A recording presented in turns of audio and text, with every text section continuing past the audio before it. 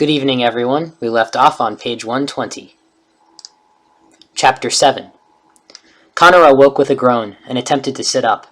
Everything looked blurry for a moment before it cleared up a bit. He was on a hard floor, probably concrete. His head was pounding, and he felt like something was stuck in his skull. His leg was searing with pain. He looked down to see if it was actually on fire, or something similar, and the instant he sat up to the point where he could see the blood, his stomach lurched with nausea. The concussion kicked in, and he turned to his side to release the contents of his stomach. When he was finished, he heard someone chuckle sadistically behind him. Not wanting to risk sudden movements, and breathing heavily from the pain, he turned around slowly, and squinted to see a man standing with a very large weapon in his hand. The image of the man went in and out of focus, and swam around like a picture in a funhouse mirror. From what little he could make out, the man was bald, with moderately dark skin, probably of Latino origin. There was no way Connor could get up, so he figured he'd better ask the question from where he was. "Where?" he croaked, and then cleared his throat. "Where are we?" he asked weakly. He was alarmed at how much pain his voice betrayed that he was in. "Not important," the man said simply. He had a Mexican accent, and he shifted the weapon to the other position.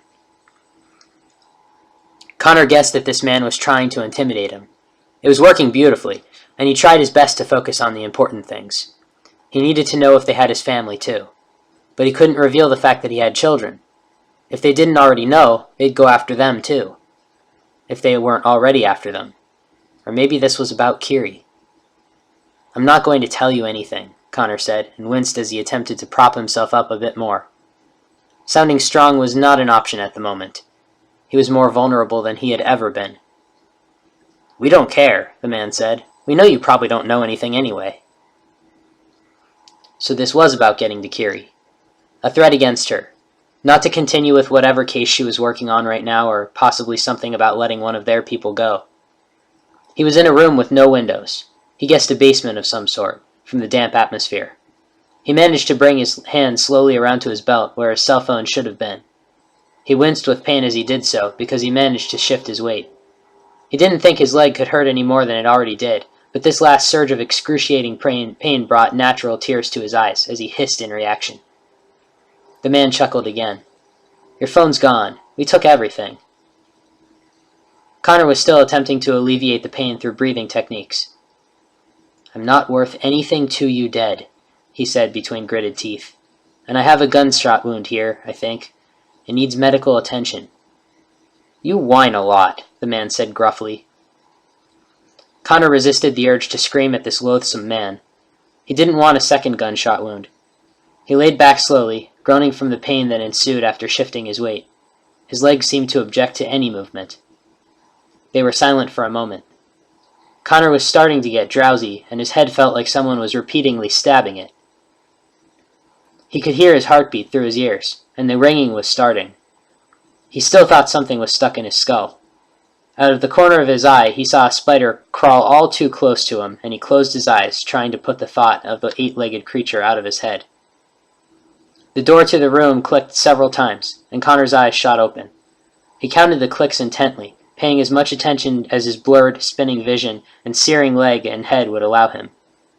He calculated that there were 3 locks, and a keypad. The door opened, and a man walked in. Connor turned his head but did not attempt to sit up again. The movement of his head sent spots into his vision, and he blinked several times before they cleared. He looked at the tall man who had entered, and asked, "Who are you?" "Not important," the man said. So they repeat themselves, Connor thought. "I'm more interested in your computer," the man said. Connor glanced at the guard.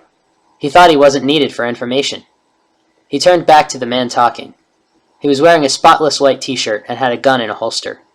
He looked to be Italian and spoke with a very slight accent. "I'm not good with computers," Connor said.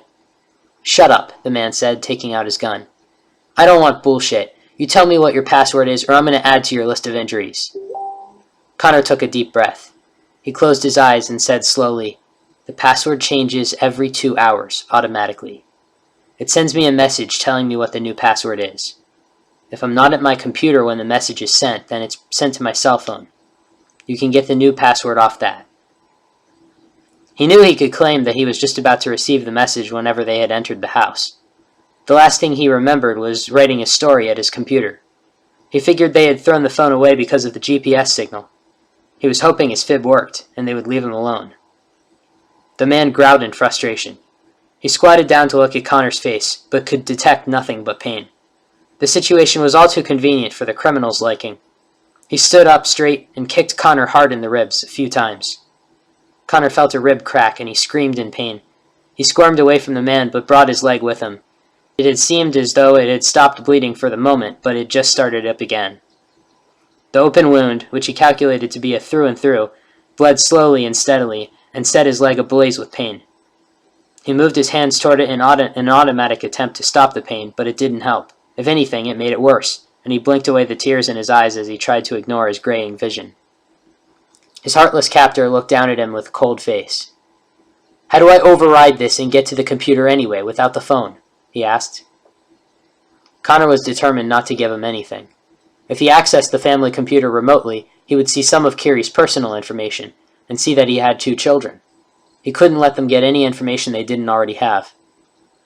He looked at the man dead in the eye, and said, knowing that his face betrayed nothing but excruciating pain, "I don't know." He felt a bead of sweat slide down his forehead and onto his cheek. "I'll give you some time to think. Maybe it'll come to you," he said, holstering his gun. He turned to leave, but then quickly turned back once he knew Connor had relaxed slightly, and kicked him again in the ribs. Connor cried out in unbelievable pain and forced himself not to writhe into what he assumed would be a more comfortable position. Mind over matter, he kept telling himself, staying put so his leg didn't have any extra trauma. His captor rolled his eyes in frustration and left. Connor lay in silent agony and began to pray. "God, protect Kiri, Patrick, and Aiden. Watch over me and forgive me my sins." The gray in his vision began closing in, and he closed his eyes. "O guardian angel, O guardian dear, to whom God's love commits you here, ever to stay, be at my side, to light, to guard, to rule, to guide. Amen." He felt himself passing out. St. Anthony be with us day and night. Keep us safe till morning light. We'll read more tomorrow.